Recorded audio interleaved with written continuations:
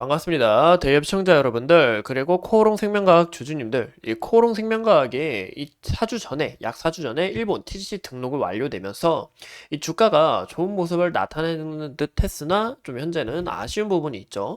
그래서 이런 부분에서 이 기업을 투자하기 전에 이 기본 정보는 어떨까 싶어서 오늘 영상 준비하게 됐는데요. 일본 TGC 관련해서 제가 간략하게 설명을 드리고, 이 코오롱 생명과학의 이 기업 정보, 이 실적 현황과 우리가 앞으로 중요시 봐야 될 부분은 어떤 부분인지 함께 알아보면서 이 코오롱 생명과 이 기업에 대해서 함께 파헤쳐 보도록 하겠습니다. 현재 이 코오롱 생명과학은 이 원료 의약 그리고 의약 중간체, 향균제, 이 화학 소재, 수처리제 등의 이 생산 및 판매 등을 하고 있는데요. 그 외에도 이제 바이오 신약을 연구 개발하고 있다라고 볼 수가 있습니다. 이 주 사업이 두 가지가 있는데요. 보시는 것처럼 이 케미컬 사업과 그리고 바이오 사업이 있다는 것을 우리가 확인해 볼 수가 있겠죠. 이 두 가지가 현재 주 매출 중심적으로 이루어진다라고 볼 수가 있고, 이 바이오 사업 같은 경우 이제 병증성 치료제 그리고 항암제 등에 대한 이런 연구 개발이 이루어지고 있다라는 것을 우리가 참고해 주시면 좋을 것 같습니다.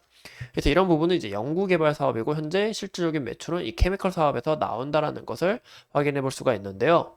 이 아무래도 바이오 기업이다 보니까 이 실적 부분이 향상되고 개선이 되는 거 굉장히 중요합니다. 하지만 이런 바이오들은 이 신약 개발이나 이런 진행 상황이나 앞으로 어떤 파이프라인을 구축하느냐에 따라서 이 주가가 이제 좋은 모습을 나타내고 또 거기서 하락하는 모습을 나타내고 하고 있는데요. 현재 코오롱 생명과학은 골관절염 치료제, 그리고 신경병증성 통증 치료제, 신경병증성 에 관한 약과 그리고 항암제 및 다양한 백신 플랫폼 파이프라인을 지속적으로 연구 개발하고 있다는 부분을 참고해 주시면 좋을 것 같아요.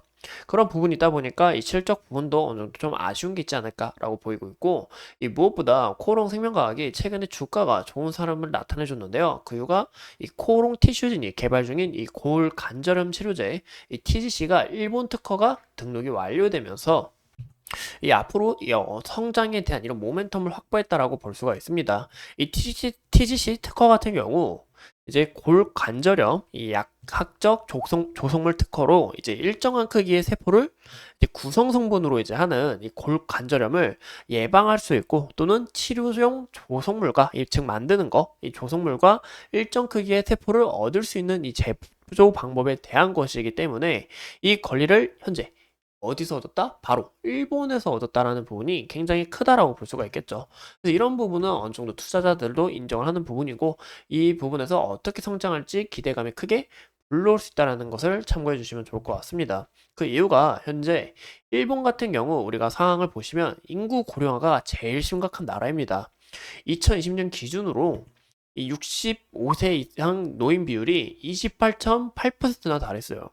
그만큼 고령화가 심각하게 진행되고 있다라고 보이고 있는데요. 근데 이 기세가 멈출 기세가로 보이지 않는다라는 거죠. 이 인구 고령화가 지속적으로 늘어나고 있다라는 겁니다. 그래서 추후 2060년까지 인구가 9,284만 명이 감소를 할 예정이고, 현재 이 고령화 비율은 38.1% 상승을 하여 일본 총 인구의 약 2.6명 중 1명은 고령자라고 우리가 생각해 보시면 좋을 것 같아요.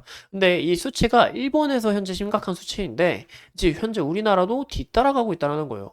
우리나라 출산율 어떻죠? 이 0.6. 근데 이 부분이 이제 예상 수치이고, 이제 올해 정말 심각한 수준이면 0.5까지 현재 생각을 하고 있다고 합니다.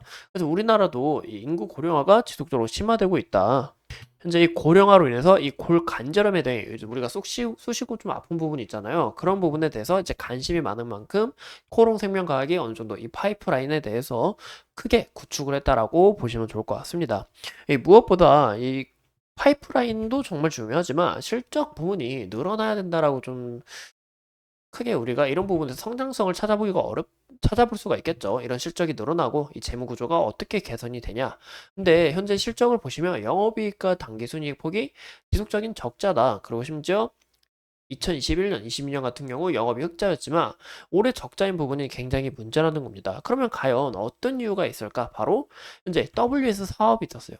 근데 그 사업 부분을 중단하면서 매출액이 감소를 했습니다. 그럼 매출액 감소한 부분은 우리가 어느 정도 이해해 볼 수는 있어요. 근데 영업이익과 당기순이익이 큰 폭으로 적자다? 이런 부분에 있어서는 크게 문제라고 볼 수가 있겠죠. 그 이유가 바로 이 원자재 가격이 미친 듯이 상승을 하였고 또 이 엔저 효과 등으로 인해서 일본에서 크게 수익을 벌어와도 이 엔저로 인해서 영업이익이 다시 한 번 더 큰 폭으로 감소할 수밖에 없다는 겁니다. 이 문제가 있기 때문에 이런 부분에서 재무구조 개선을 개편을 해야 앞으로 장기적인 성장 모멘텀을 어느 정도 좀 눈여겨볼 수 있다는 것을 참고해 주시면 좋을 것 같아요. 이상 이 코오롱 이 생명과학에 대해서 함께 알아보고 이제 다음에 추가적으로 이 차트 내용과 수급 현황과 그리고 앞으로 우리가 어떤 부분을 좀 참고해서 주가가 상승할 때 이런 부분이 모멘텀이 될 수 있겠다라는 부분까지 제가 다음 시간에 여러분들과 함께 하도록 하겠습니다. 오늘은 간단한 이 기업 정보에 대해서 간략하게 알아봤고 앞으로 추가적인 이슈 제가 모아와서 여러분들에게 상세하게 알려드리도록 하겠습니다. 오늘도 코오롱 생명과학 함께 시청해 주셔서 감사합니다.